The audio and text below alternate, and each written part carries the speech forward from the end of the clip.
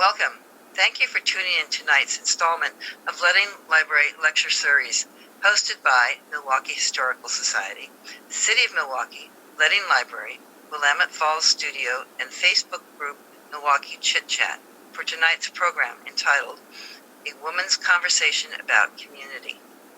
Tonight, our guests and I will share our experiences and expertise about our lives and our community. We have 5 special people joining us tonight.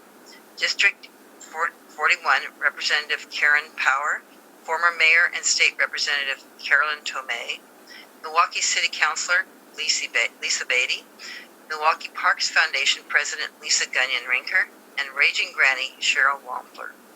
My name is Linda Carr, Milwaukie Historical Board Member and President of Milwaukie Garden Club. If you are viewing this program on Zoom, please feel free to use the chat feature to ask our guests questions during the discussion. Let us begin tonight's program by introducing some of our sponsors. I just want everybody to know, thanks in part to the support of the City of Milwaukie, Milwaukie Museum is fiscally sound, here to stay, and is ready to greet the public when the time is right. We want to thank our donors and corporate members for their continued support. Milwaukie Historical Society gains income from donations and membership. This year, we are asking our patrons to take care of their families, friends, and loved ones first, then give an extra tip at your local restaurant, buy a gift for someone from a local business, and after all that, if you have $20 to become a member of the museum, then do so. We appreciate the donation and memberships, but others are in much dire need than us. Take care of our community, and our community will remain strong. Our next sponsor is Letting Library. One of the great sponsors we have this evening is Letting Library. The new Letting Library had a soft opening January 7th, 2020. Celebrated its grand opening on January 11th, 2020, which was great fun, by the way. In those first 5 days, the community embraced their new library with over 5,600 people coming through the doors, checking out over 11,000 items. Then COVID-19 hit, affecting all aspects of life through the country. And the Letting Library closed its doors to the public on March 15th. Throughout this pandemic, the library staff has provided service to its patrons in different ways, from making it possible to pick up library materials to offering programs online. Check the library website for services. We also want to give a shout out to the Friends of the Letting Library, who have continued to support the efforts throughout the pandemic, making it possible to offer free books to our community partners. Become a member today. And the City of Milwaukie. The City of Milwaukie invites you to contribute your ideas and ask questions about projects at a time that works best for you on the new Engage Milwaukie platform. Visit engagemilwaukieoregon.gov to learn about this new way to engage online. I have joined, and there are a variety of topics to discuss, with discussion boards, surveys, and other fun interactive items. This is a great way to share your opinion about upcoming projects, improvements, and designs. Not only does it help make decisions to our great city, an easy way to be involved, it is also fun. So we are excited to be joined by some of the most influential and interesting women of today's Milwaukie generation. Not only are they political figures making day-to-day decisions about our lives, but they are involved in our community, standing up for their beliefs, and are committed to many aspects of Milwaukie life. Tonight I am proud to introduce Representative Karen Power, former Mayor and Representative Carolyn Tomei, Milwaukie City Councilor Lisa Beatty, Milwaukie Parks Foundation President and 2017 Volunteer of the Year Lisa Gunyon-Rinker, and Raging Granny Cheryl Wampler. Representative Power, could you please lead us off and introduce yourself? I'd love to. Thank you, Linda. Good evening, everyone. My name is Karen Power. I was a former member of the Island Station Neighborhood Association before I ran for City Council. I did that for a couple of years and then ran successfully for State Representative, where I've been serving our community for the last 4+ years, and am excited to be embarking on my 3rd term. It's great to be amongst such amazing women tonight. Thank you. Thank you, Karen. Ms. Tomei, would you introduce yourself. I'm Carolyn Tomei. I live in Milwaukee for over 50 years, raised my children here. I was former mayor of Milwaukee for several years, and then I was in the Oregon legislature for 14 years. So I'm happy to be here, and thank you for doing this, Linda, and Greg, and everybody else that's involved. All right. Thank you, Carolyn. And Councillor Beatty, would you please introduce yourself? Sure. I'm Lisa Beatty. I moved to Milwaukee 19 years ago this month. Actually, I closed on my house. And first got involved with the Island Station Neighborhood Association as the chair. Later served on the Planning Commission for several years. And then in 2014, actually, Representative Power and I ran the same year to join the Milwaukee City Council in 2014. And so I'm on my second term there as a city councilor. And I'm really looking forward to the discussion. I know from our prior meetings in planning this that we're going to have a great discussion. All right. Thank you, Lisa. And Miss Lisa Gunyon-Rinker, would you introduce yourself, please? Hi, I'm Lisa Gunyon-Rinker. I have lived in Ardmore-Johnson Creek neighborhood since 1998. So a long hauler, or whatever you want to call me. I first got involved with the neighborhood parks through Tybin Johnson Solve cleanups. And then later I was co-founder of the Friends of Tybin Johnson Park, which is still going strong with work parties 8 months out of every year. I've served on the Milwaukee Parks and Recreation Board for 8 years, chair the latter part of that, and currently serving as the Ardmore-Johnson Creek Neighborhood District Association land use chair, which I've also been doing, I don't know how many years, but I'm training other people up, so other people will come on board. I trying to think of anything else. I love my neighborhood and I love my neighbors, and I think tonight's going to be a great discussion with all these wonderful ladies. Thank you, Lisa. No wonder you were voted 2017 Volunteer of the Year. Cheryl, could you tell us who you are and something about yourself? Well, I am retired and have just lived in Milwaukee for 5 years, almost 5 years now.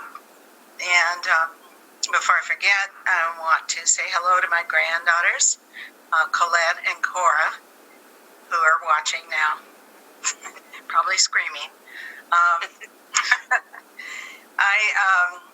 I got involved with the Portland Region Grannies in 2017 and became a member of the Milwaukee Garden Club and a good friend of Linda's, and subsequently have done some volunteering with a group of women who sew quilts for charity. And I do not have the resume that you guys do, that's for sure. But I did have an experience with the citizens jury that was held here in Milwaukee back in, I guess it was 2019, and that was a wonderful experience. So, I'm ready to, get more involved with the community, and I am definitely involved with the Portland Raging Grannies and all we do. Thank you, Cheryl. Mm-hmm. And you're working on it. You're getting your resume up there. I'm not running for office. Well, I don't blame you there. Well, we have some questions we're going to kind of introduce to the different members, and if you want, you can pick it up and talk about it. But first of all, let's have Representative Karin Power tell us what brought you to Milwaukee. So I was living in Southeast Portland when renting a really cute little place with my now wife, but I think as we've seen housing prices increase across the region, we were looking for something that was a little bit more affordable, and we had 2 dogs, and so we were hoping to find a yard, and When we moved to Milwaukie, I think it was still pretty affordable. We were astounded to find a house within our price range and have a yard, and our dogs were just over the moon to have space to run and play outside. So that's what brought us to Milwaukie, and really what made us stay was we happened to stumble into the Island Station neighborhood. And I know I love all of our neighborhood associations and the different characteristics about our neighborhoods that make them special and unique, but Island Station is kind of tucked away, and everybody really knew each other. And so it didn't take much more than a week before we knew all of our neighbors and our right next to our houses, and it was something that we hadn't found when we lived in Portland in the same way. And I really loved how Milwaukie continues to incorporate new people moving here, and it's so easy to meet people and find things to do and to help out around town. So that's how I ended up here. Anybody else? Carolyn, you've been here the longest. What brought you to? The river brought us here. My husband and I and our kids, our 3 kids, were all boaters and water skiers. And so we wanted to live on the river. And so we looked at a map. We had a friend, actually, was from Oak Grove, and she told us about Oak Grove in Milwaukie. That was sort of a long story I won't go into. But we looked on a map, and here was this Willamette River that went through Milwaukie, and then the Columbia River. I thought, oh, golly, there will be a lot of houses there. Wrong. And it was after the 64-65 flood, Christmas flood. And so we had contacted a realtor, actually from the Oak Grove area, and told her we wanted to live in Milwaukie. And she showed us the place on the creek. We couldn't have put a boat there. So then we found another realtor, and he showed us this house that had been devastated during the flood, but we thought we can fix it up, and we bought it. And recently that house sold for, I think, 10 times what we had paid for it. So we moved into that house with our 3 kids and a foster child, and we lived there 20 years. And then this house that I'm in now came up for sale, and we bought it. And we've had a dock out here, and we've had boats, and it's been a wonderful, wonderful place. I love Milwaukie. My dad, I grew up in Southern California. My dad came up to visit us that first summer we were here. We were sitting out on the grass by the river, just sort of sitting and enjoying the sunshine. And he said, oh, this is bad. And I said, why, Daddy? And he said, because you will never move back home again. And home to him was Southern California. No, you're right. I'll be here. As a friend said, this is my last resting place. Nice. Lisa Beatty, you came here because you found your home, right? Which is a beautiful older home. I did. I moved to the area. I lived in the area once before, but I moved back to the area in 2001. I'll always remember because I got here just before 9/11. I was living in an apartment and house hunting, and I was really looking in northeast, southeast Portland, but I was looking for an older, preferably craftsman-style house. And this one came on the market. I saw it in the Sunday Oregonian. And I came down and drove past it, and I was like, Milwaukie, well, okay, you know. And it was, I mean, if you saw the house when I bought it, it doesn't look anything like it looks now. It was in it was in decent shape inside, but the exterior was in pretty bad shape. So it's been a project. It is an ongoing project. But it is what brought me to Milwaukie was the house itself. But I'm super happy that that's what fate brought me to. And I love living in Milwaukie, and I do agree with Karen about the sense of community.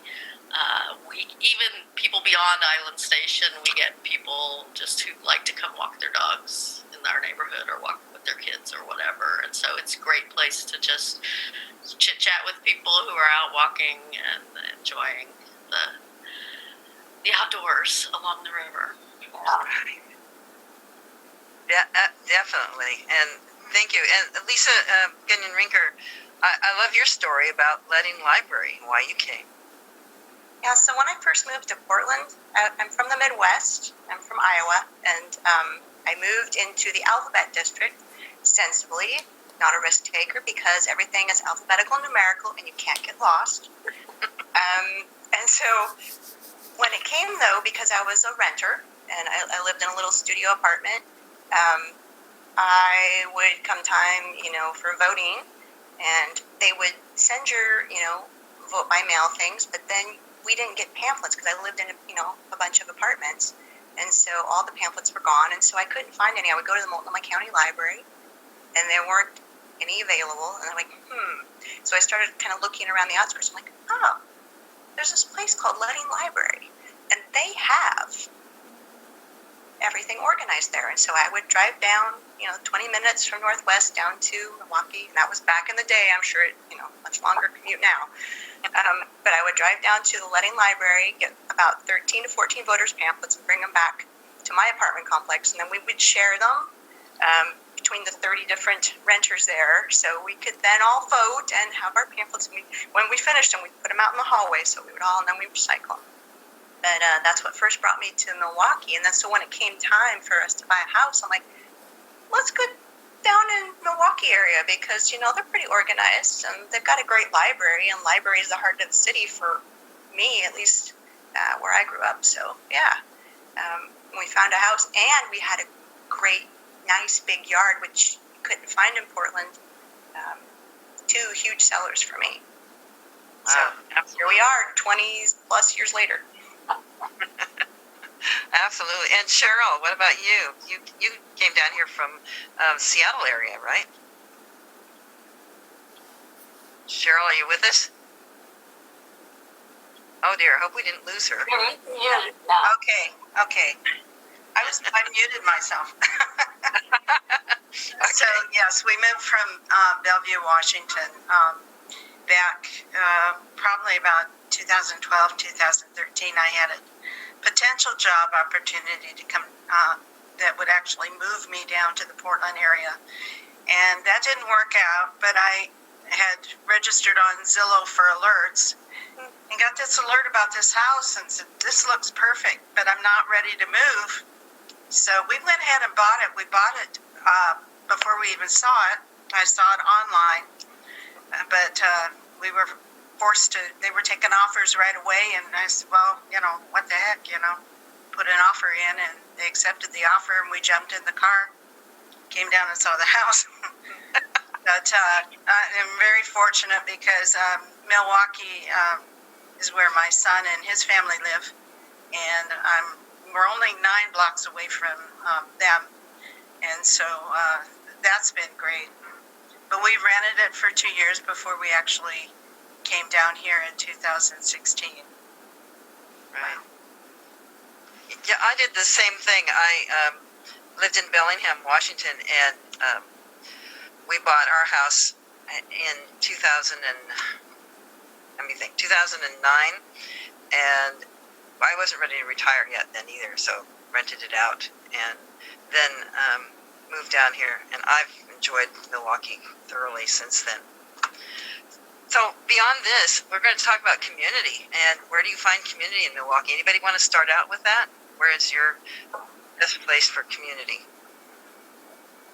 I'll start out. The library has always been a good place for me to find community. And also the senior center and just my neighborhood.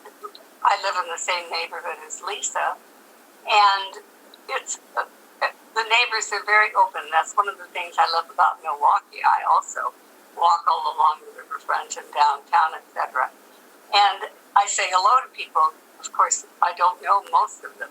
My brother asked at one point when he saw me saying hello to people, and he said, "Do you know them?" And I said, "No, but I'm friendly and they're friendly, so I'm going to acknowledge that." So, yeah, so I find community all around Milwaukie, and I love it a lot.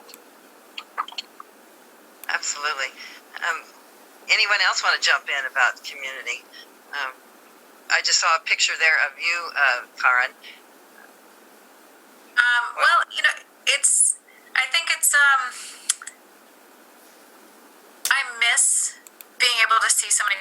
was so grateful for our farmers market that instituted safety protocols so that we could still at least walk past each other with masks on this summer and see each other. And it was just a nice affirmation and great to support some of our local businesses. But for me this year, my saving grace has been our community gardens. We were able to jump in and get 2 spots up by Linwood, and so I have a 4.5-year-old and a now 7-month-old, and my then 3-ish-year-old and I went almost every day or every other day after things initially shut down, and we got to see people out and getting our hands dirty and grow stuff. I live on our house has a little yard, not nearly as big as some of you, so we can't grow vegetables here. We don't get great light, so that's being able to see people at some of those community points. I miss the library. That would probably be our favorite, especially with little kids. I'll agree with you there. I was at the library at least twice a week prior to this, and got to know them all personally. So definitely miss the library. Other community, Lisa Gunyon-Rinker, I know you're really involved in community. And everywhere you turn. I'm there. No. So my neighborhood, actually the street I live on, it was really funny. When we first moved here, our neighbors were so inviting. We got to know almost everybody on the street. And people just, reached out, and several people were involved in the neighborhood association. And so I'm like, well, I'll go, civic duty. I'll be part of it. I'll see what's going on, what needs to happen, because that's what Midwesterners do. And show up there and get involved. And first got involved in park stuff with Solve. My next door neighbors actually were working at a place called Warren, and they have a big winch company. And they're always supporting all these kind of outdoor, outreach sort of restoration work party things. And so we were there with Solve. I was working with them, and it was so much fun. And then their parents lived up the street. And so we ended up, he found out he was, Martin's dad was the land use chair for the neighborhood, Les, and then Carol, his wife, was the treasurer. So I kept going to the Neighbors Association meetings, and that got me in touch with a whole bunch of other people. And then next thing you know, I'm seeing everybody, and we're running around making more projects and thinking up great things of what else we could do to make things better for people living here. Right. So it was awesome. We still do that. Yes, you do. Yes, you do. Linda, can we turn the tables and ask you how you... Yeah. I mean, I think Karen and my story of how we got involved is probably pretty similar to Lisa's, but maybe how was your story about how you first got involved in Milwaukie once you moved here from... Oh, you're talking to me. I'm sorry. I am. Well, I've always been involved wherever the community I've lived in. When I first started volunteering when my kids were old enough that I didn't have to worry about them, being babysat, 12, 14 years old. And when I moved down here and I'd retired, I said, wow, I have all this time on my hands. So I got involved with the Milwaukie Garden Club, which is a lovely group. Unfortunately, we haven't been able to meet for quite a while. And through them, through the Milwaukie Garden Club, I've met some very dear friends. One of my dearest friends, 95-year-old Enid Briggs, is a long-time resident here, all her life, and she introduced me to the museum. So from there, I got involved in the museum, and now I'm on the board of the museum.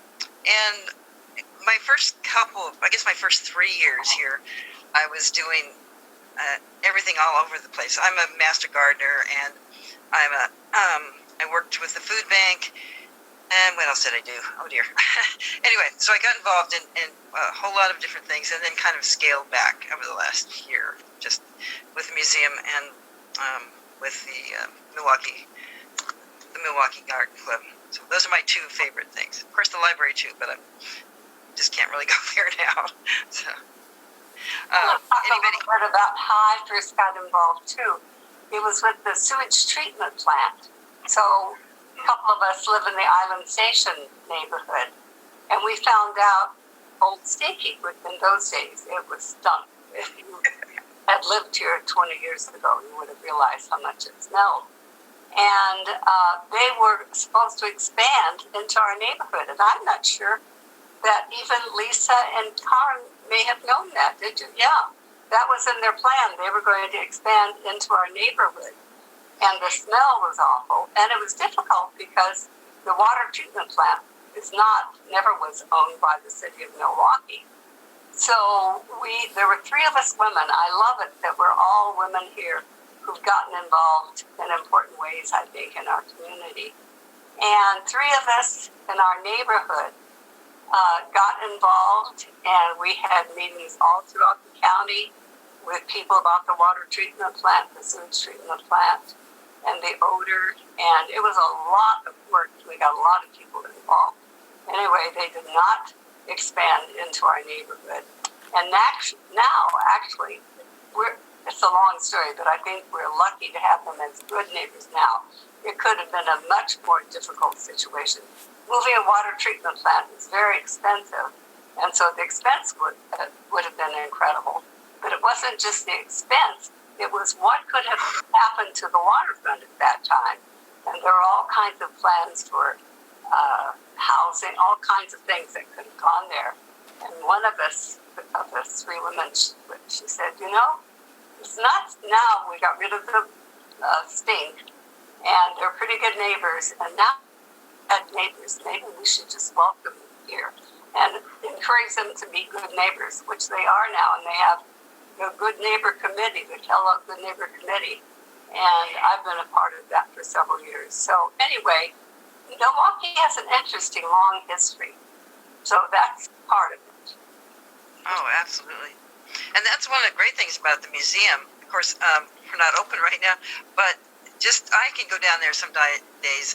Usually I'm working outside around the grounds, but I can go inside and open up a file cabinet and pull out a file and sit there for an hour just looking at one file. It's amazing stuff. So I recommend that once we're open to come down there. Anybody else about community? Cheryl, I know your community is kind of out there with the Raging Grannies, but you do other things too. Yeah, I started out with the Milwaukie Garden Club, and I was really fortunate to, that was on my list of things to do when I retired. And I walked in and I found Linda and another friend that had become very dear to me. And from there, once you start, it's like, hey, why don't you come and join this or do this or whatever.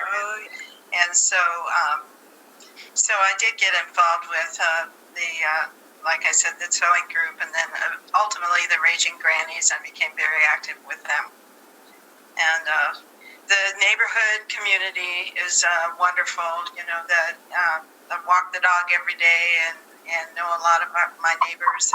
And it's just it's a wonderful community. I really love Milwaukie. And I found that in Milwaukie, in comparison to where we came from in Bellevue, Washington, here in Portland, and probably Oregon in general, people are just a lot more open, and they're going to take the time to actually chat a little bit and get to know you a little better. It seemed like we hardly knew our neighbors in Bellevue, and we'd been there for 20 some years, and just barely knew them. So I really appreciate the atmosphere, just the openness of the residents here. Oh, you are so right. So I'm just going to put this out there. So I went for a walk the other day because the weather's been super nice this week for spring, almost. And I'm just walking along, trying to get my Fitbit, steps in, all the stuff. And I'm going along, and I hear, "Hey, that's Lisa Gunyon-Rinker." And I'm like, "Who is that?" They've got a hoodie on. I've got my sunglasses on. I can't see who they are. I'm like 4 streets away from where my house is. I'm like, who's that? And then they tell me, and they're like, oh, hey. And so we start talking and chatting. Next thing you know, I'm getting a yard tour of all the growing things and their trees and their plants and what they're proud of and how great everything they're making for the neighborhood and the community and their selves and bees and all this stuff. This is awesome. This is why I live here. Yeah. Yes. Yes. I know. Isn't that wonderful? I can't stand on a corner and not wave to probably 2/3 of the people that go by because I know them from one thing or another. You know, if they're driving by or I'm walking down the street or, you know, walking my dog. It's amazing. It's a lovely community. Yeah, that's what makes community. Absolutely. Absolutely. Can I ask a question of everyone? I mean, everyone sounds like they're very much self-starters, take the initiative. Like Linda said, when she moved here, she just always volunteered, so she jumped in. And I think, that's true of a lot of people, but some people in some roles need to be asked, and I've learned a lot more about that the last year, that sometimes you need to reach out and ask somebody. Somebody might feel like something's too intimidating or something's too challenging, and I just wondered if anybody had a story about a particular person who reached out and asked them to get involved in some way, or somebody who was important to the reason they got involved in some way. Well, Linda asked me to do a lot of things. Yeah. I'm treasurer of the Milwaukie Garden Club because she asked me. Yeah, I got involved in the neighborhood association. I went because my neighbors asked me, but then I met this wonderful woman named Carlotta Colette, who is not living in Milwaukie currently. She's enjoying herself down in Corvallis. But yeah, she, along with several other people who are still involved with our neighborhood association anyway, we were all kind of pulled in. She had such a charismatic and magnetic personality. We're all like, yes, we're going to be a part of this. We're going to be involved. This is great. These are neighbors. So, yeah. And that was one of the questions, Linda, wasn't it, that you sort of posed to us earlier, was Right. What obstacles do we overcome? I sort of found the same kind of thing, Lisa, that you're talking about, and both Lisas.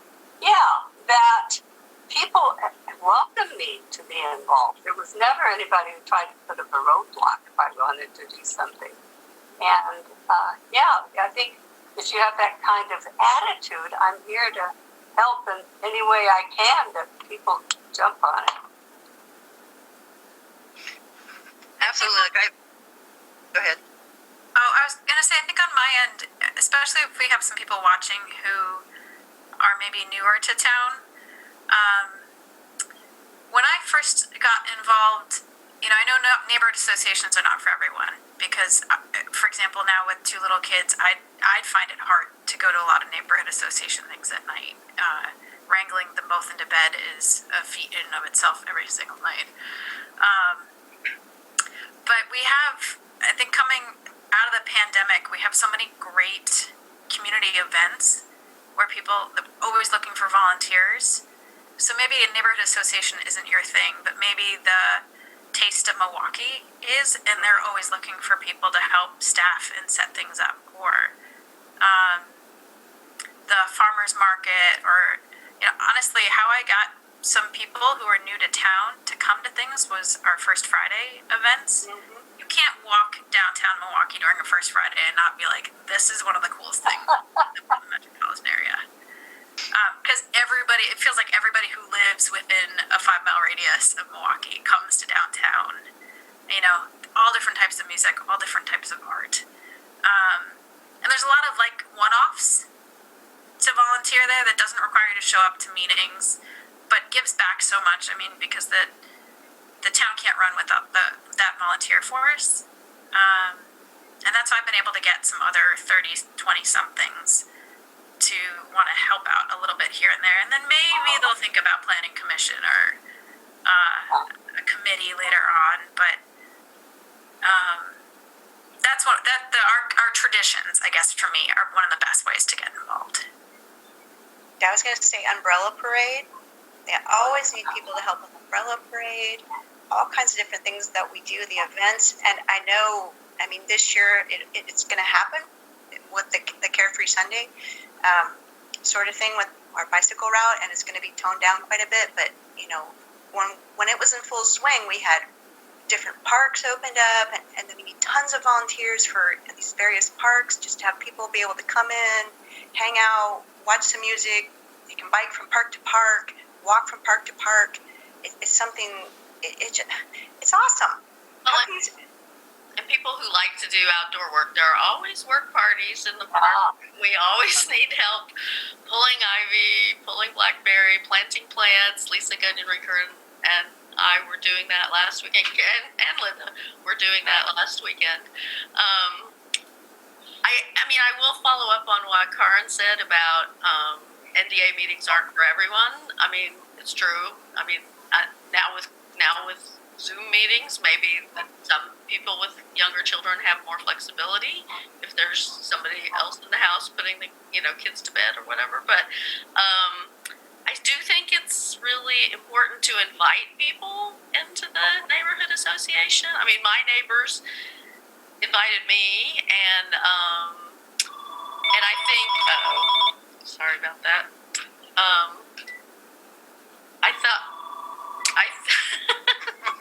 Sorry, I don't know how to get it off. My neighbors invited me, and I think it's really important to invite people in, and also to maybe for our neighborhood associations to be more welcoming. I mean, some are very welcoming and really accommodating. I've been trying to zoom into more of the neighborhood associations outside my own this year. I mean, I always try and go about once a year to every neighborhood association. But I do think it's a great thing to, invite your neighbor, somebody that you want to know better, and just have them come with you to the meeting when we're back to in-person meetings.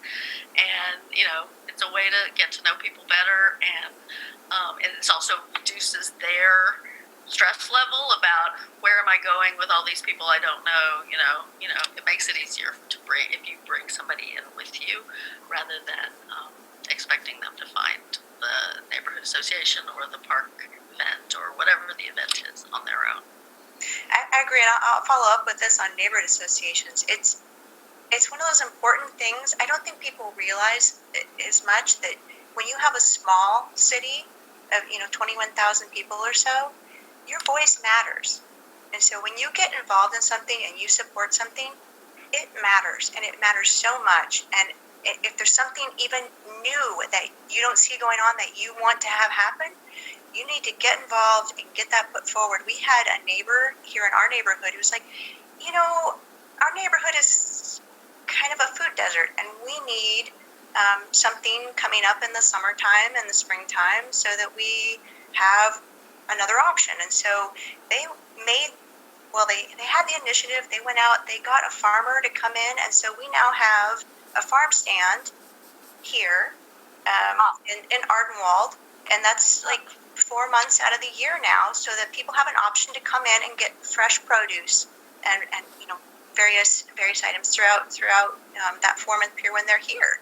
And I mean, that wouldn't have happened. The neighborhood association has so many other things going on. That's something we would love to see, but we don't have time to do anything like that. So this is exactly why everyone should get involved and care about their community, because you can have great things happen. Yes. I just had a question come through, and I hadn't heard of this myself. It said, what happened to business of the week, month, day? Does anybody know anything about that? Is that something that we were involved in, or anybody was involved in prior to this? No. Well, I think they tried to initiate something like of the month in the pilot, to have that, and new businesses to be acknowledged and recommended and referenced in the pilot articles that come out monthly. Right. I don't know more than that, but that would be my thought. Yeah, I'm not sure if there's going to be too many businesses starting right now anyway. Certainly a lot of them are We've actually, much to my surprise, had several new businesses in downtown Milwaukee in the pandemic. Hooray. We had, yeah, we've actually I was actually, for another reason, looking at rentals, and I don't think there's unoccupied space in downtown Milwaukee now. We have somebody going into the old Y30 space later this spring. We Is it have a wine bar? no, it's an Asian house. Asian what? It's a Chinese tea house and kind of event space. Wow. And Okay, I'll ask it. Any wine bars? I don't know. Well, I mean, we have bars that have wine, Decibel, and Decibel has great cocktails. I can't take kids there, and no minors are allowed, but they've got great drinks. Great vibe too. Ovation opened in the pandemic. The Silver Lining consignment store moved here from Selwood in the pandemic. We have a mattress store. People probably haven't seen it because it's kind of hard to find, but behind Casa de Tamales on Scott Street, I think that is, there's a mattress store now. There's Where's Silver Linings? Silver Linings is on it's on Monroe next to the Bishop's Hair Salon. Bishop's. Okay. Oh, really? Great. Yep. Good. So, and El Cray has paint by number kits for adults that are, you can hang them on the wall when you're done. They're like good, fine art. And Molly Muriel selling her goods there. Their goods there too. And there's also been, like El Cray and others, there's been some really great synergies between Milwaukee businesses. Like Windhorse Coffee is now selling paninis from Ovation, and Milwaukee Cafe in the Ardenwald neighborhood is selling flowers and some crafts and things done by local artists. I think Cha Cha Cha is also selling some crafts done by local artists, as well as some stuff they bring from Mexico. Right. So there's been a lot of creative cross-fertilization in the pandemic, and yeah, it's been I great. wonder if we could advertise that somewhat. I mean, I go downtown Milwaukee often, but I go to the same place all the time, so I don't go in some of those other streets. So I wonder if we couldn't advertise some of these places. Do other people know about them, and I'm just left in the dark here? Carolyn, that's a good point, because somebody just came on chat and said, how can we find out about them? Yeah, right. Yeah, right. I just got the Milwaukee pilot today. I wonder, for those who are in city council, if maybe that might be a suggestion for the pilot to start talking about the new businesses in Milwaukee. So, or the Clackamas Review. I know they don't publish much anymore. But, we should be looking for some advertising to these businesses. Well, and I mean, I hope that some of that will revitalize give new energy to the Downtown Milwaukee Business Association. One of the things I've seen in Milwaukee for years is that the business associations kind of rise and fall, and there have been many of them in the 19 years I've lived here. So, I mean, to some degree, there's social media. There is some of these things are known to people who are using Instagram or Facebook. Some of these things are promoted on social media. But I would really encourage businesses to be more cohesive and get involved in the Downtown Milwaukee Business Association. I think they meet on the last Friday of the month, which means we just missed it. Yeah. Well, but it's also are not on social media, so we don't see those kinds of things. Right. Yeah. Well, that's why it's also a thing with, if you're a new business and you're here and you're in Milwaukee, the pilot. I know that they were doing an article to just promote new businesses to let people know what was in the area, and I think that it's super important. A lot of people read that, so I think that would be a good thing to keep going on. I'm terrible. I remember just so quickly. I know our attention span is so short now with the pandemic and everything. It's like, I can't remember what was last month's pilot. Did they have? No, no, I don't think they had one with for Milwaukee businesses. There might be somebody watching or listening to this meeting today who said, I could do that. I could go around and see what new businesses are downtown and do some kind of splash about that. Even sending that out to the neighborhood associations so they can tell people who come to their neighborhood meetings. Yeah, so I can do my shout out for, we need a wine bar in downtown Milwaukee. Yes, sorry. Yeah, it was really a shame to see that one go. Lenny was so great. He was such. We are going to see, actually, council learned last night, we are going to see a new wine cart, beer wine cart, and a new, more solid tent structure to the food cart pod. That's cool. In April, I think. And we're gonna get a bagel cart and a pizza cart. So the food cart pod is going to be filling back out before summer, and I will tell you, the food carts during the ice storm when the rest of downtown was out of power, the food carts did gangbusters.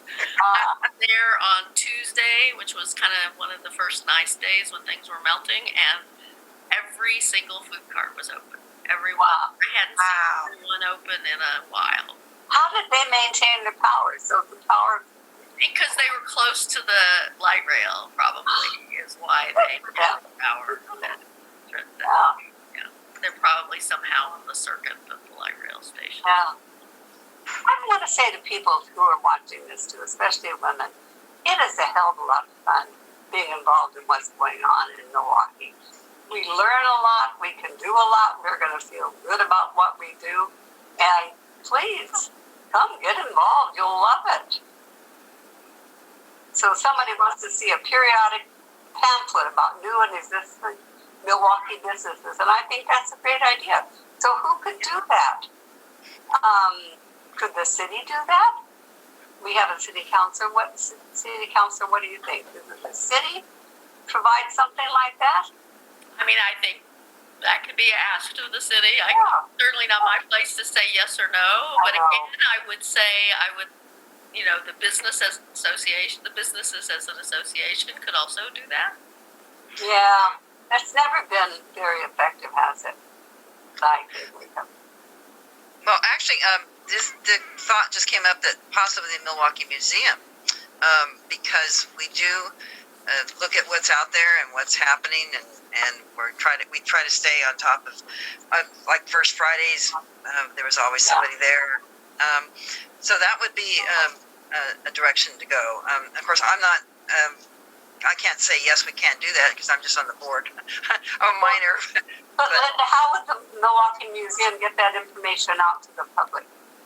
Good point. I do know that we send out emails, and we have a website, and we're on Facebook and Instagram. So all of those ways. And I'm like you, Carolyn. I don't do a whole lot of Facebook interchanges, but there are other ways to do it. So, and I don't know. That's something to explore for sure. I mean, when the farmers market is open, when the farmers market is under less restrictions than it was last summer, having a booth at the farmers market, having a flyer that you hand out to people at the farmers market is a really good way to reach people. So having a map, having a flyer that's downtown businesses, and there is a map over near the light rail station. That was something the city installed a couple of years ago, but it's hard. I don't know how well it's being kept up with the changes in the downtown businesses. But that's and hopefully maybe by mid to late summer we'll have a more open we'll have more opportunities for public events and things like that too. But it's really encouraging that even with the pandemic going on and not as much traffic downtown, the business is already coming there. That's really delightful. We have some great businesses. I mean, you think about the nightlife kind of thing. We have the beer store. There's Breakside. I'm not sure their hours, how late they're open, but Breakside, Cha Cha Cha. I mean, we have some good businesses. We just need a little bit more, and we'll get more people downtown, and it'll go from there. Actually, now that I have to retract because I said there was no empty retail space in downtown, which is interesting because I did search a retail real estate thing for that, but we definitely have empty space in the Axle Tree building. So maybe it's been rented and not occupied yet, but I have to guess. I have to second guess the search I did today. Wait, it could be a gigantic wine bar? What? Gigantic wine bar. Long wine bar. I'll drink to that. So the next question came up. How about Engage Milwaukie? Is that a direction that we could go in terms of opening up businesses and letting people know about businesses? What is Engage Milwaukie? It's through the city. It's kind of a chat, if you will. Go in there, you can ask questions. I had a little flyer here, or a little thing about it here earlier.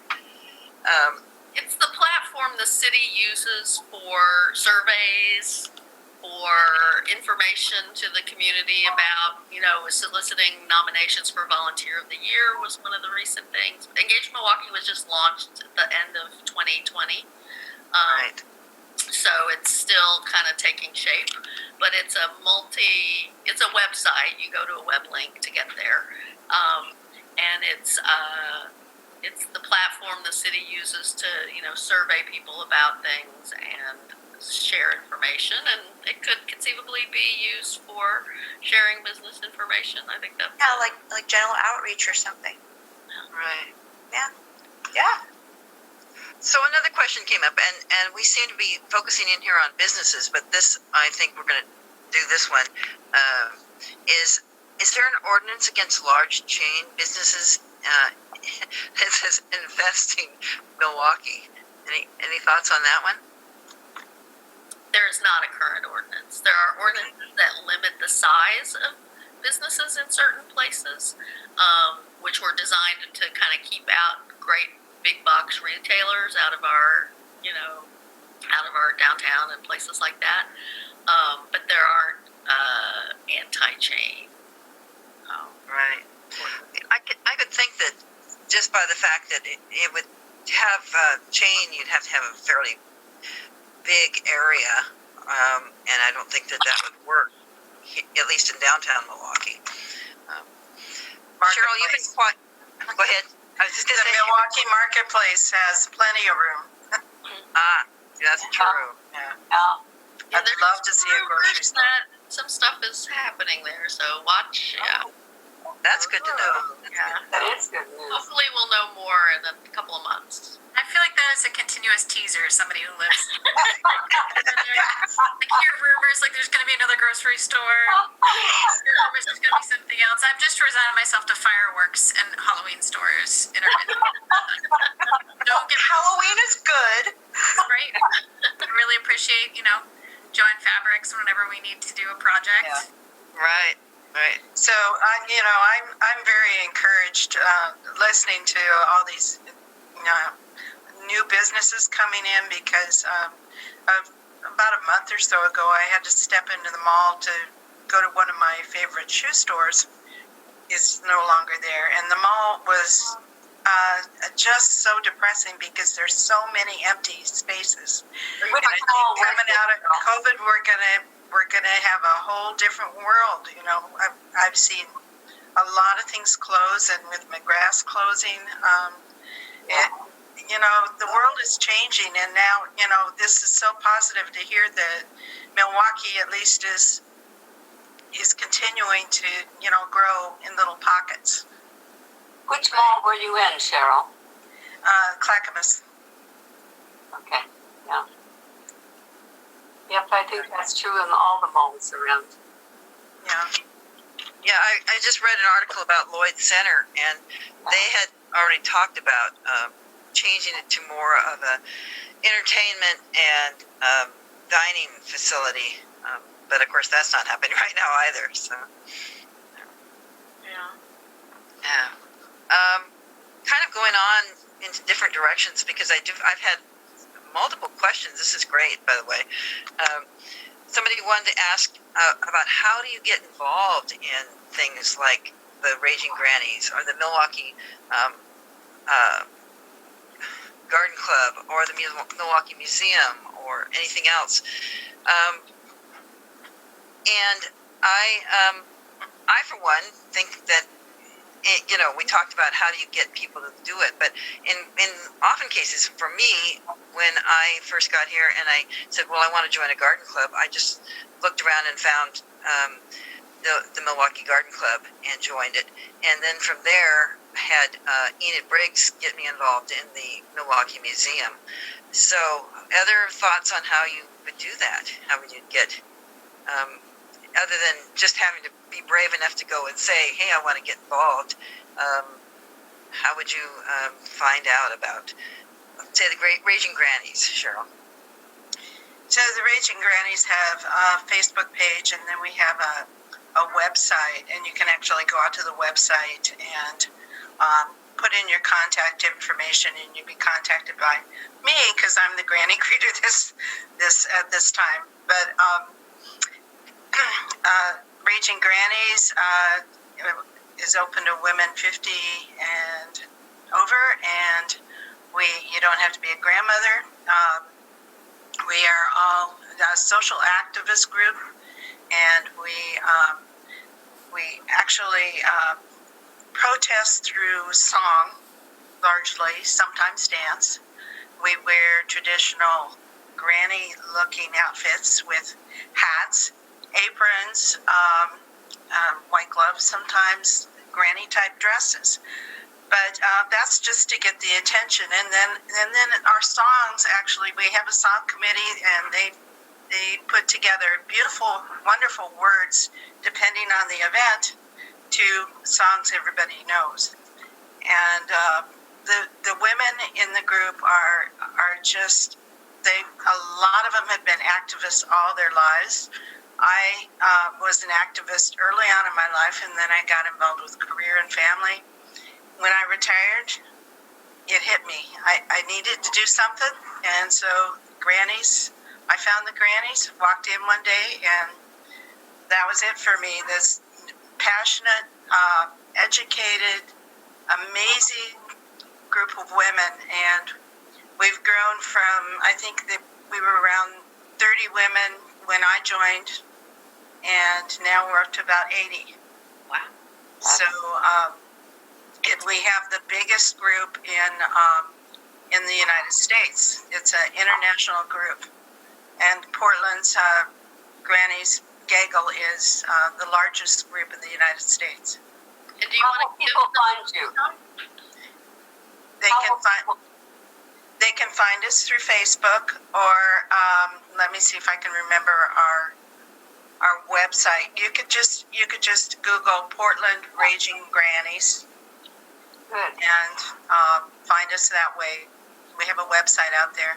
And there are videos out there, pictures of a lot of our actions, videos of us singing. Over the last year, our song committee has actually put together Zoom songs to address things like getting out the vote and the climate issues and getting your vaccine and all kinds of things. So it's just it's a great group. It's a lot of fun to go out and watch the videos, and we have actually performed at the in Eugene every year. There's this public information environmental law conference, and we perform there every year. Unfortunately, we weren't able to perform this past year or this year, but we'll be back at it again. Thank you, Cheryl. Thank you. Anybody else in terms of joining or finding community other than just going out and saying, okay, I'm going to do this? I know that, I think Lisa Beatty, you pointed out that not everybody is a self-starter. So, I'll hop in because I think what's unique about our area is that our school district is separate from our local government, right? Because we've got a district-style schools. So I met a ton of people who got in through their local PTA or getting involved with some of the parents groups. There's a great group of moms who engage fellow moms who don't speak English as a first language to help them access our North Clackamas school. So the Madres de Corazon group is fantastic. They have us as legislators come and talk to them and have translation services so everybody can get engaged. Let's see. I always think, a mom who can run a PTA or a parent who can run a PTA or a dad who can run a PTA can run for the legislature. Like, it's the same dynamic, managing tiny humans, wrangling parents, getting people signed up for things and get them to show up. It's not a whole lot different. So, yeah, I know some folks involved that way.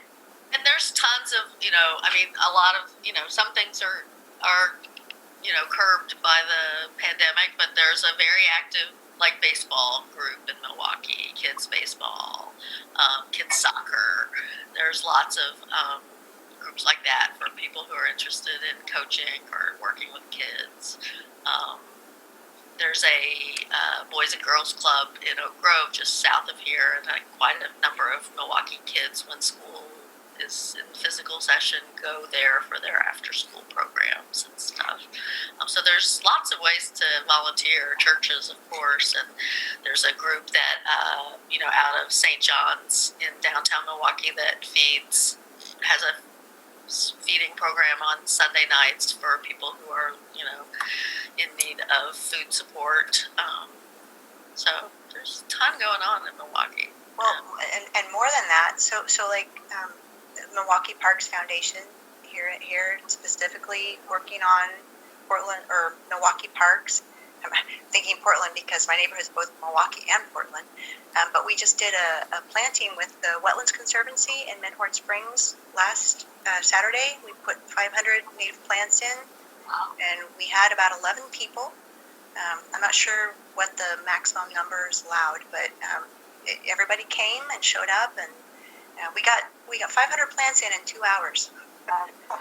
So it's something. And then this coming a weekend at Timon Johnson Park in my neighborhood, which is on the Portland side, we have the Watershed Wide event, which is also limited on number of people, but we'll be planting a whole bunch of other native plants coming up. So there's always all kinds of things to get involved in. It just depends on what you want to do and how much time you want to spend. A couple hours, 3 hours. And how do people find out about those things, Lisa? They're on various websites. So like our ardenwald.org website, we have everything listed. I know that probably the city of Milwaukee also has all the planting areas and work party area things listed. I know Milwaukee Parks Foundation website, MilwaukeeParksFoundation.org also has things listed when they're doing plantings. I know because we planted all these plants, now we're going to have a mulching party to make sure that they survive. So that's going to be coming up in the next month or so. So that'll be another work party event. And I know, talking to Patty, who is our liaison for the Wetlands Conservancy, would like to do more as well. Because we did mainly shrub plantings this time with just one type of native tree, which is ash. But I know in the future we'll be putting other types of native trees. And just to follow up on Carolyn's question of how do people learn about this, of course, a lot of people do learn about it on social media. But if you're not a social media user, I would definitely, this is another reason to sort of get involved with your neighborhood association, is the city. There's a city staffer who sends out an email every Friday with a list of activities like this. And they go to all the neighborhood associations, and so the officers and different people. And so the neighborhood associations have their own email list that they in turn then distribute this out to. And so there, that won't include everything because not everything comes to the city staffers' attention, but a lot of these things do. So that is a really good resource for knowing, and that's also just a good resource for knowing what's going on with these crazy sidewalk construction projects on Linwood Avenue or on River Road and stuff. That also includes those kind of updates. I would definitely encourage you, if you're looking for more regular information, to contact your neighborhood association chair, and that information is on the pilot, on the back of the pilot. Contact your neighborhood association chair and say, I want to be on your mail list. Please add me to your mail list. Great idea, Lisa. Thank you. Right. Things like the museum. Go ahead, Lisa Kenyon Rinker. Oh, I was just going to say that is exactly what you should do, and that's how you get involved and stay involved, because community, I mean, you live here, you should be vested where you live. There. I said it. A lot of times people wait to be invited. Right. And hopefully some people are seeing this evening will feel invited. And look at their pilot today. We just got ours, and contact their neighborhood leader. And maybe, how can I be involved here? How can I make my neighborhood better? So, thank you both. And there's a side benefit to that, and that is that you find new friends and, just a wonderful, great community. Yeah. And Cheryl, while you're talking, we were looking at those pictures of the Raging Grannies. Do you ever do anything like on this website or whatever this is called here, Channel 30, any events that are videotaped by the Raging Grannies? Yes, they're all available on our website or on Facebook. There's a lot of Zoom recordings. So we could Google it, and then that would lead us to a site so we could see the Raging Grannies. I've seen this person, but not for a long time. I would love to see some of your performances. Yeah, it's portland.raginggrannies.org is our website, and then our Facebook page is just Portland Raging Grannies. You just search it. So last night at the city council meeting, Linda and Cheryl presented the Women's History Month proclamation, and Cheryl and two other members of Raging Grannies talked about the Raging Grannies, and the mayor said, "Oh, the Raging Grannies are at every protest and every march. They're awesome." He really gave his own testimonial for the Raging Grannies. So. Yeah, that's where I met him. Actually, I met him in Salem when we did it was an environmental protest, and actually went up to Karin's office at that time, and Grannies were going to sing to you, but you weren't around, so we met with a staff member. Well, when the temple opens up again, you'll have to sing in the rotunda. Wouldn't that be a wonderful sound? Oh yeah, well that was one of the events down there where it was actually a rally about Jordan Cove. Oh, good. And the whole group, and I'm talking hundreds of people, went into that rotunda and sang together. Goosebumps. And it was amazing. It was really loud. But they taught us a little song before we went in, and it went on for probably half an hour. Wow. That's great.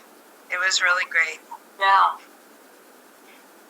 I was going to suggest that things like the Milwaukie Garden Club, we don't have a website, but we do have flyers.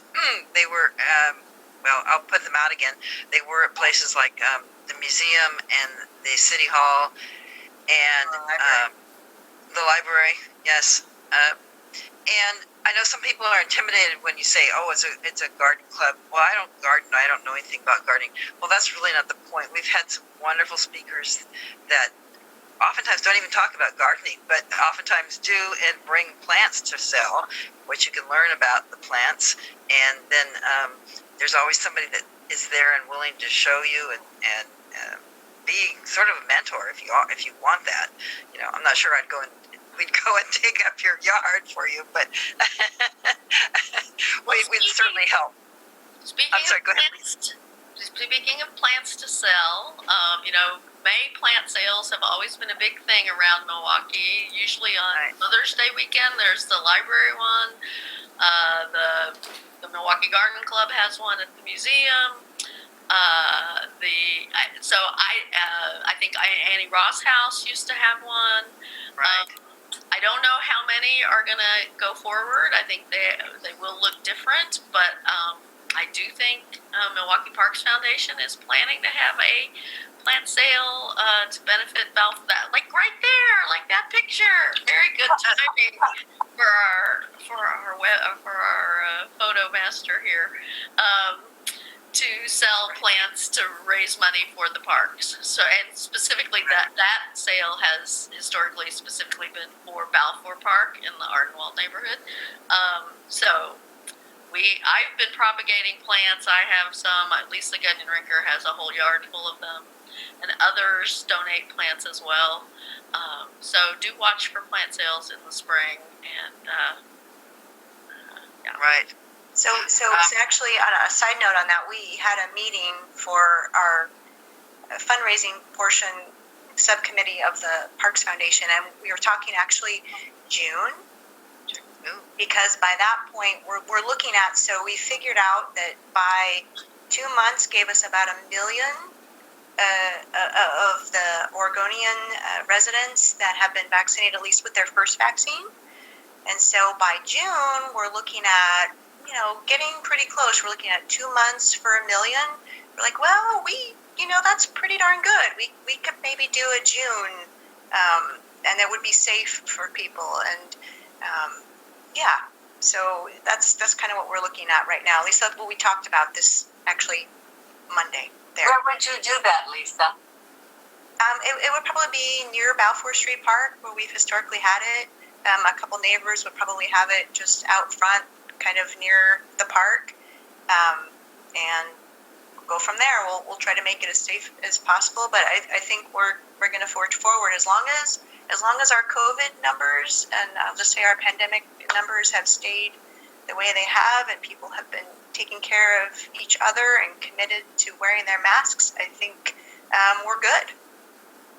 I mean, plant sale is something you can keep some distance. And it's outside. And it's outside. Right. It's definitely outside. So for those who don't know, Balfour Street comes off of 32nd Avenue, not far from Providence Milwaukie Hospital. So that's the general area. And they always will have signs up on 32nd Avenue. Right, for their plant sale. The Milwaukie Garden Club normally has a plant sale on Mother's Day weekend. We haven't really had any kind of group that's considered doing that again, although I'm thinking the fall, because the fall is a good time to plant anyway, because then you have the whole winter for the rains. So nothing in the works at the moment, but something out there to think about, and hopefully by fall we will have a majority of people vaccinated. That would be lovely. And I will say I recently had an experience with Karen's son, Grady, who's a budding member of the Milwaukie Parks Foundation. He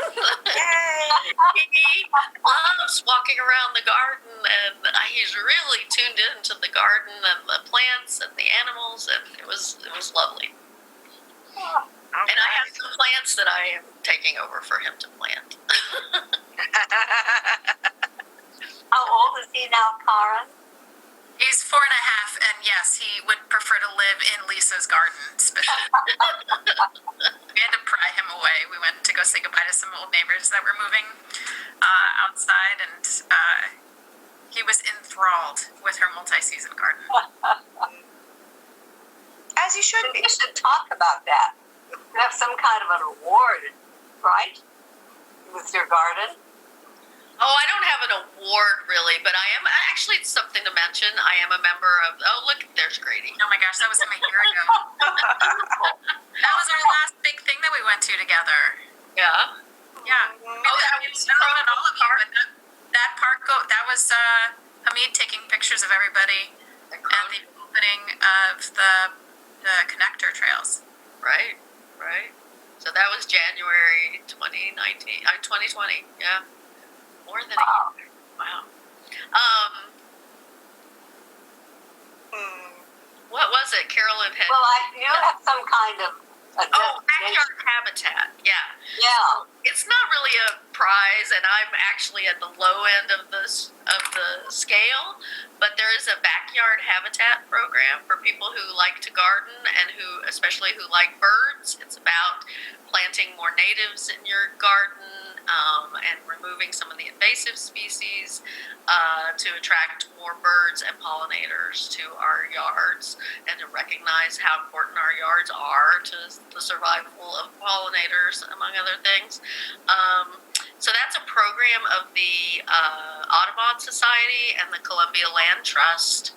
And you go on, you apply, they come out and they evaluate your yard, and there's sort of 3 tiers. And so if you're a gardener, or if you like to, if you want to create better bird habitat, definitely Google backyard habitat. I might be able to look it up while we're online and give you the website before we finish. But if you just Google like backyard habitat certification, you will find it.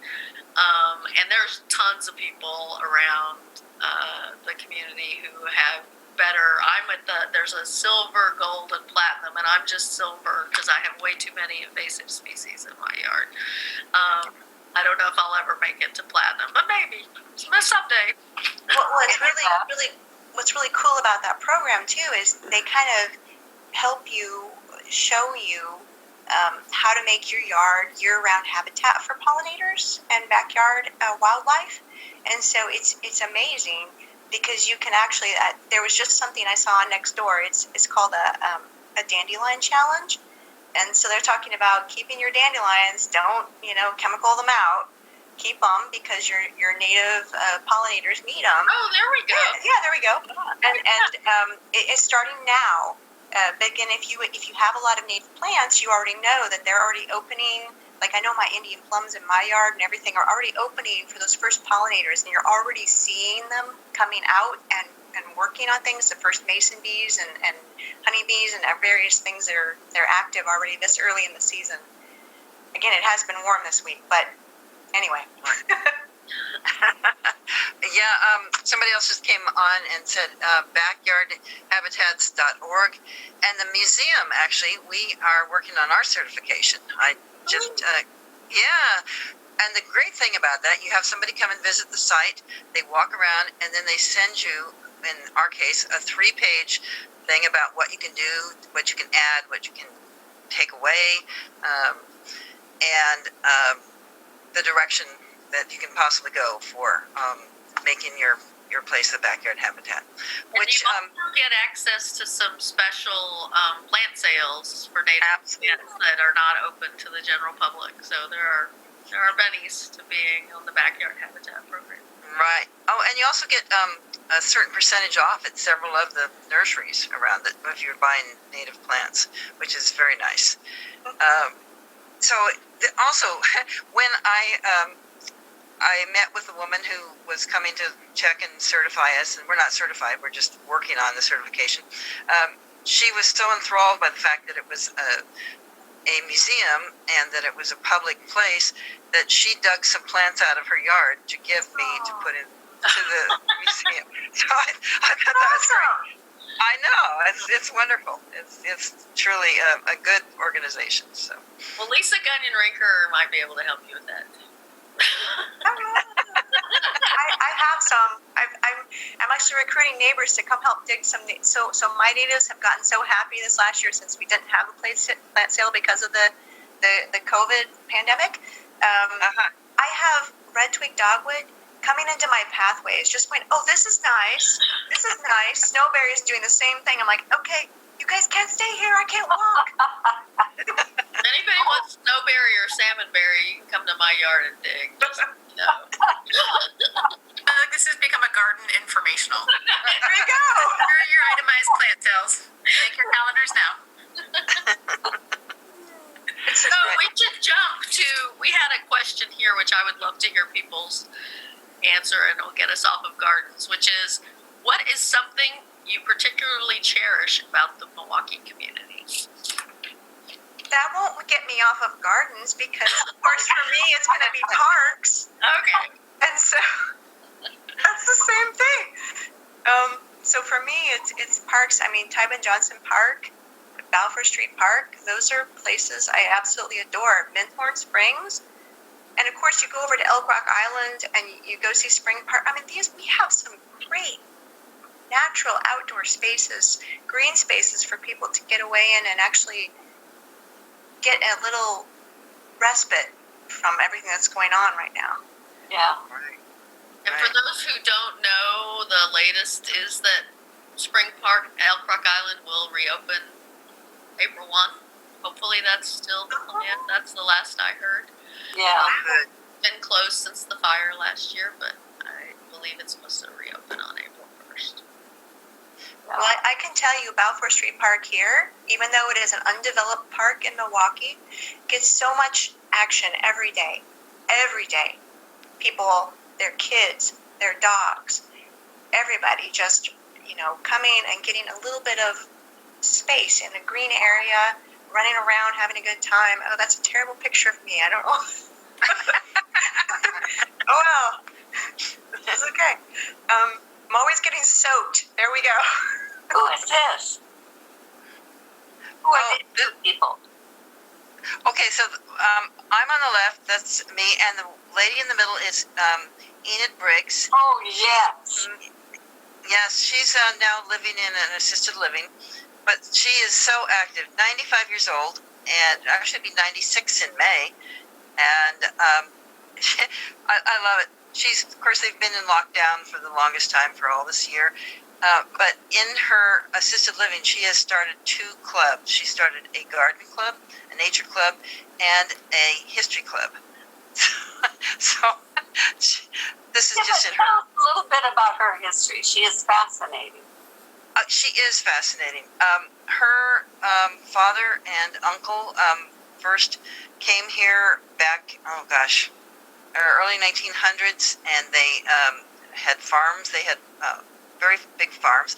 She grew up on Briggs Avenue, actually, which is just over in Oak Grove. And I love her history. When she graduated from high school, she wanted to put herself through college. Her parents didn't really have the money, so she gardened a half an acre that she had inherited and did a farm, kind of farm sales, and saved up the money to put herself through school. So and then she was a teacher. She taught sciences all through high school, several different high schools, one over at the coast, one in Oregon City, and that's what she did her whole life. She taught. So, Milwaukie has a wonderful history, and I think that might be something that the historical museums could look at, is doing a program like this, talking about the history of Milwaukie. People like Enid and other people, so many of them long gone, but it was an agricultural community, not just agricultural, but certainly in the riverfront also. All kinds of businesses there. But, just the people who came to settle in Milwaukie, those are wonderful stories. The agricultural history, I know, is something the museum is looking at doing more on. I heard Greg talk about that. And the farms, there's some interesting maps of, like, Lake Road was basically all farms, both sides of Lake Roads. And also, I think it's really important to remember that we had some a number of Japanese American farmers here. in the area kind of around Railroad Avenue near the museum and in what is now Milwaukie Marketplace. That was Japanese farms it was a mix of farms, but some of them owned by Japanese families who were incarcerated during World War II, but largely came back and kept on farming. One family, the Watanabes, still owns a sizable lot and have been here since, for 100 years or more. There is some great history that would be great to dig a little Yeah, we should know more about. stories about that. Yeah. When I first met Enid through the garden club, she said, "You need this," and she handed me this pamphlet that I guess she got from the museum. It's actually more than a pamphlet; it's several pages. It was the history of Milwaukie, and she said, "You need to read this. Just came here. You need to read this." So it's great. Yeah, I mean, if you come up into Ardenwald, that area coming up, then we had a lot of the Italian truck farms up here, and their barba gelatas, and all kinds of families that were here. That we had all these huge agricultural areas, and if you go way back, and you're talking about, so everybody knows the name Seth Llewellyn, but his brother Henderson is the one who actually brought kind of the orchard out, and then Seth and his brother John followed, and they all started a big orchard area here with plantings and different things. And then right now you'll see a picture, and people are always like, "Who is that?" on over near on the space off of Harvey and 40th area on the big mural up there. And so Bing was one of the foremen for Seth Llewellyn, who the Bing cherry is named after, because there were so many different things that were developed, different plants developed under Seth, because Seth took over the farming, I think, business in they came out in 1847. I think he took it over in 1857. So there's a lot. Oh, there you go. Yeah. Hey, there's a lot of history with plants and different things going on. But Bing is the Bing cherry. He was the one who discovered that, and he's the one that it's named after. But I mean, Seth Llewellyn went on with cherries, a couple other ones I want to say the museum has the yellow bellflower apple, which was an apple that was brought out here from the East Coast. We have a very large, and it's part of historic trees in our backyard at the museum. In case if you ever get out there, in fact, we're trying to figure out what to do with all the apples, because we always have an overabundance of apples every year. So maybe apple cider pressing, which I always thought would be fun. Yeah, well, Milwaukie, they had the cherries, they did rhubarbs, they did prunes, they did. There's a list from all the different things that legacies were for plants here. The plants. Right. So yeah, it's a lot. Grapes, a lot. Yeah. Oh yeah. Okay. Pecans. Oh, I didn't even know that. Almonds, peaches, pears, cherries, and was all Llewellyn's legacy. So. I wonder if any of those trees have been preserved. Can they last 100 years, Lisa? GR? So do you think some of those trees We think there's one on Karen Gerber's property that has now just been recently purchased by the same people who are refurbishing Lisa Beatty, help me with the name. The pond, Hager's Pond. Hager's Pond, yeah. Yeah, those people have also purchased that, and they're working on restoration. And I think there is, at least they can get a sign or something from one of those trees, which is thought to be one of the original It's an apple? apple trees, yeah. That's great. Well, tell us about Hager's Pond. I mean, I drive by there almost every day. So what is happening with Hager's Pond? Anybody know? Rick, the city council member? I don't. I mean, city council has had zero conversation about that. I just know what I know walking by, that they've refurbished the one little house and they removed this other little house, and it's much more visible from Washington Street now. but I don't know any more. Greg Heber probably knows a lot more. He knows that family, but I don't know anymore. But I will say that in addition to Karen Gerber's home, which is the historic home near Providence Milwaukie Hospital, there are, and it would be great to find somebody who wants to take on a little project here. There are some rows of trees in next to the Milwaukie Pioneer Cemetery on the property of the country club that are believed to be, like, they are supposed to be descendants of Llewellyn's trees. There's I don't know that they're mostly apples, but I think there are some pears and some other things in there, and they're just like some rows of trees, and the country club like mows around them. But there's Karen Gerber's house, which is lovely, recently repainted. So that's near Milwaukie Museum, and so the tree, I don't think we see it unless it's the thing that's in the foreground, but I don't think that's it. Anyway, where is this house? This house is near Providence Milwaukie Hospital. It's on. It's not really easily visible from the street. You have to kind of drive up the driveway to see it. But it was sold a couple of years ago. It's it was built in 1912. It's a very historic home. The guy who built it was named Barty Schoolison. He was a Portland lawyer who moved out here from Minnesota or something, and he built this home, and it was still owned. Karen Gerber, that we've been referring to, is his granddaughter, who lives. She's also well over 90, maybe 95, and lives in Willamette now. But she lived in this home until about 2 years ago, and managed to find a buyer. It was on the market for a few years, and there was a lot of worry that it would be torn down.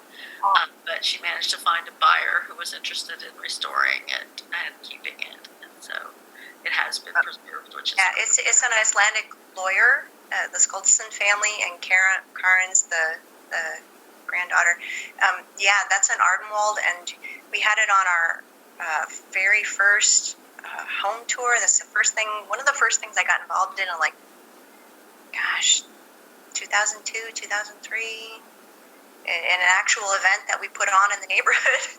That was the big event. And we had Alan DeLay. He was also there, and he was playing Saw while people had brown bag lunches. This was a big deal. This was really a lot of history and a lot of fun, and we had so many different interesting people on that tour discussing where they lived and their historic references. Milwaukie has a lot of history. It does. Just to interject here about Haggard Pond, it is actually scheduled to be on the 2022 historic house tour. We did that back in 2019 in the Island Station, and of course we haven't been doing it in 20 and 21, but Haggard Pond is going to be on that tour. And also through the museum is the Ardenwald Walk that is being put together to walk through and be able to tune in with your phone and get information about the different homes and different areas around. Self-guided. Kind of. Yeah, I'm guided, yeah. A lot of history. Oh, yes. Really. Well, and let me just finish on the trees. In case anybody out there is listening and wants to take on a project, the trees on the country club property could really use someone who wanted to give them a little TLC, who wanted to compost them and prune them, and the management of the golf course has been good about mowing the grass around them, and but they really aren't getting the care they need, and so it would be lovely to find somebody who wants to take on the project of. How better than to ask an arborist in our neighborhood if they would be interested in helping preserve trees? I'm on it. In your neighborhood, Lisa? I do. I know exactly who to ask. Oh, good. So, Lisa, while you're doing that, we need an arborist for the yellow bellflower apple at the museum. So, Okay. okay, Okay. that'd be great. Yeah. Little connections here, and this is great. We don't have a whole lot of time left, but I think we want to touch on a couple of things. We talked about what do you cherish here in the Milwaukie community, and I'm just going to say I like the fact that I can walk. I can walk from my house to downtown Milwaukie. I can walk over to the waterfront. I can walk to the farmers market on Sundays when it's happening in the summer. I can walk down to the Johnson Creek walkway and walk up and down, walk all the way into Portland if I wanted to. So I'm an avid walker. So I love that. Anybody else want to kick in something? What they really like about the Milwaukie community and how close we are to everything. Okay, I'm the talker. I'll throw it out there. I love our neighborhood in Ardenwald here. I love the fact that the spring water runs through. I love the fact that you can walk down 32nd, which is, sort of busy, but then you can, stop by and see Gilgamesh in the summertime. If anybody doesn't know, he's an African desert tortoise who's very large and very interesting. He's next to the big horse mule that people see when they're walking down the street. And, you can feed him organic kale if you would like. Otherwise, not so much. But there's just so much to see and so much community. And then in October, of course, in Halloween time, normally we have the Davis Graveyard open. And the Davis Graveyard is we've been here for years and working on that. So it's amazing. So a lot of things to walk and go see and community and people to connect. So there. I didn't know we had a giant tortoise in Milwaukie, Lisa. Yeah, he's big. He's huge. On 32nd, if you go to the Milwaukie Cafe, he's just south of there, and you can't miss the mule. The mule is a big old white mule. He's not alive. No. But in the summer, if you're walking by, that tortoise is out there. He'll come out. He'll actually come up to the edge of the thing. He's looking for food, I'm sure. Well, and we have peacocks in Ardenwald as well. Oh, yeah. People do go looking for the peacocks. They do. Fun things for your walk. Right. Cheryl, I saw your picture there with your two granddaughters. That was so cute. Oh, yeah. Yeah. Darling. Yeah. We've decided to make that picture every year. Oh, that's a good As they one. get bigger. Yeah. Watch them as they grow. Yeah. So what's one of your favorite particular things that you cherish about Milwaukie, the community, or just the Milwaukie itself? I want to talk a little minute. I told you I've been here over 50 years. Sure. And that I'd had a foster child. She worked at a local pizza place, and she cut off part of her thumb. And is right. So we didn't have a hospital then in Milwaukie, and so I had to drive her to Oregon City to a hospital, and they said, well, did you bring the thumb part? No, so I had to go back home, go into the pizza place, look for the part of the thumb, which I found, and it was sewed onto her thumb. The point I'm making is we are so lucky to have this hospital in Milwaukie. And I think sometimes we sort of forget that. And there are so many people that we should thank. And I think that might be a good program, too, for us, Linda. To talk about the history of how we got a hospital. In this little town, as people have mentioned, 20,000 people, and we have our own hospital. So we are very lucky to have that. And that's part of our great history of Milwaukie. That is. It was called Dwyer Memorial, I believe. It was. Where it became part of the Providence system. Yeah. Yeah. I didn't know that history about it, but it is definitely. My husband goes there quite frequently. He's got there in the hospital, the building just south of there, and he's got several doctors that he visits. Yeah. Yeah. That's That's great. I didn't realize that. You know, if you've just been here for a short while, you think, oh well, all this stuff has been here forever, but of course it hasn't. So when did the hospital come in? I can't remember. I think it just had its 50th anniversary, so you must have been here more than 50 years, Carolyn. Cause, Oh yeah, I've been here 55. oh, okay. 'Cause I think in 2019 it had its 50th anniversary. All right. Yeah. Or maybe 2020, but yeah, just very recently. Yeah. A couple of other things. Who are your female heroes? Or heroines? I like that better. Who are your female heroines? I'll go. Yeah. So, of course, RBG. And Stacey Abrams is just an amazing woman. I can't believe all she accomplished in the last year. And Margaret Mead has always been a person that I would have loved to sit down to dinner with, you know. Those are my three right now. Yeah. I like it. Anybody else? Carolyn? Oh, Barbara Roberts is one of mine. I'll be interviewing her in another month in this program. Yeah. But she is fantastic. She is one of the smartest people I know. Very articulate and funny and willing to tell her stories, and she has lots and lots of stories. Oh, I look forward to that. I'm going to be mentioning that. There, Greg just put up the interview on June 2nd. Yeah. And you'll be interviewing her. I love that. I love that you brought that up to be something that should be considered. Because I'd like to get to know more about who she is. Yeah. Where she's gone and what she's done.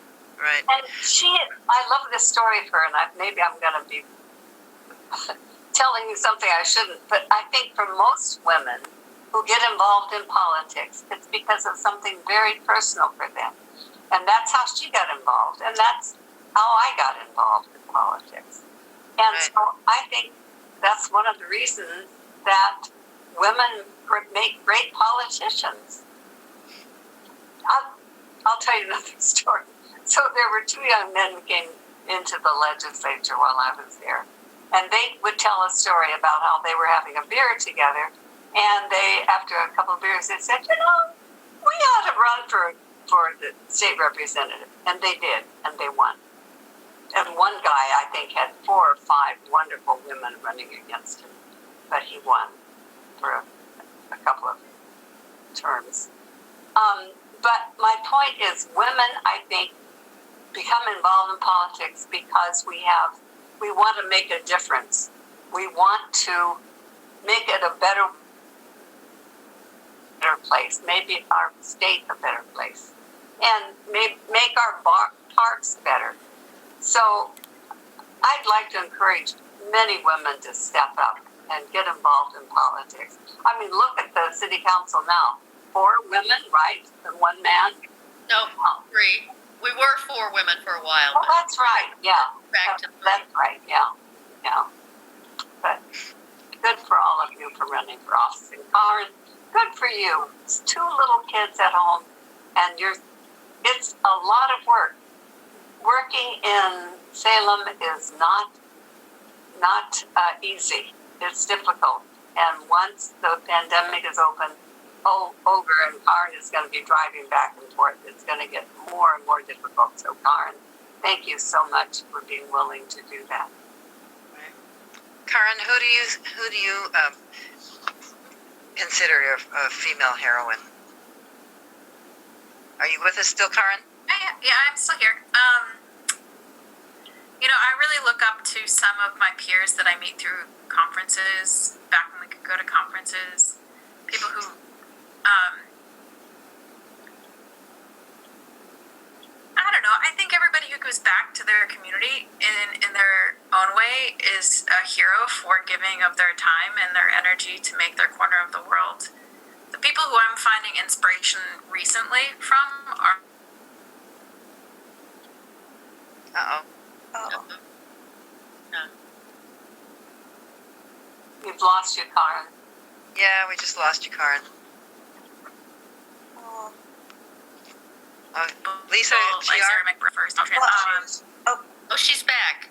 My back. Good. Karen, you said the people I get inspiration from are, and then you were. Yeah. So repeat, please. I was saying people both like who commit to doing the hard work to make their community better, or making it easier for other women to come behind them. And so a lot of the women I've been finding inspiration from are the women who are speaking out about inappropriate sexual harassment in the workplace and in politics, because there is a culture of looking the other way and trying to climb up the ladder in politics, and normalizing. I think